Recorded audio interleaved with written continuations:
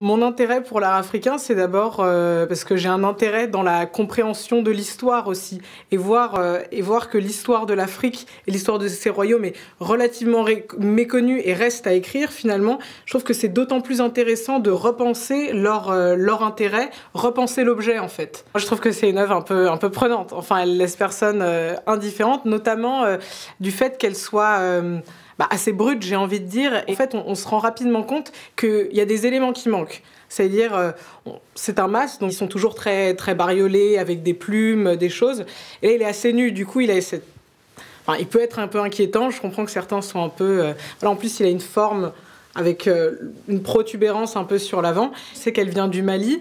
Je pense que comme beaucoup d'œuvres africaines récupérées dans des collections européennes, souvent elles ont eu un rapport avec le culte. Donc je pense que c'est un objet de culte, pas forcément installé dans un endroit, mais porté dans des séances rituelles, mais portée pas toute seule. Je pense qu'il y avait tout un costume. Le fait qu'il y ait des donateurs pour les musées français, je trouve ça génial. Je trouve que c'est toujours une bonne chose que ces objets soient préservés. Et c'est très important pour l'éducation, pour la connaissance des différentes civilisations. Notamment dans les territoires d'Afrique, ça souffre d'une méconnaissance. Ça permet de mieux apprendre et écrire aussi l'histoire de l'Afrique.